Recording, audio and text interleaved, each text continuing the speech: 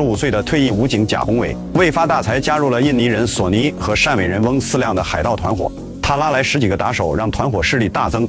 1998年11月，他们穿上边防制服，开着缉私艇劫持了常胜轮，将23名船员全部捆绑。为了卖船不留后患，索尼和贾宏伟决定杀人灭口。索尼先亲手杀害船长做示范，贾宏伟也亲手杀了4名同胞。最终，23名船员全被绑上铁块沉海。卖掉船分了97万赃款后，众人各自躲藏。但没想到，警方这么快就顺着缉私艇的线索找到了贾宏伟。哦，对了，最近好多兄弟问我口臭如何解决，今儿告诉兄弟们一个小招，我也是用这个方法，嘴巴从来没臭过，那就是用碘伏。大家都知道碘伏可以擦伤口，却不知道它还能除口气。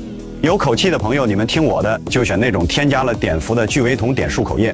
每次你就用一小瓶盖，大约10毫升，用它漱口20秒，再吐掉，嘴巴立马香飘飘的，连呼吸都焕然一新，真的是巨爽。如果嫌麻烦，我已经给兄弟们搞到这种漱口液了，人和大品牌，值得放心。趁着现在这个价格，你们真的要3瓶5瓶的去囤。有口气的朋友们一定要用起来。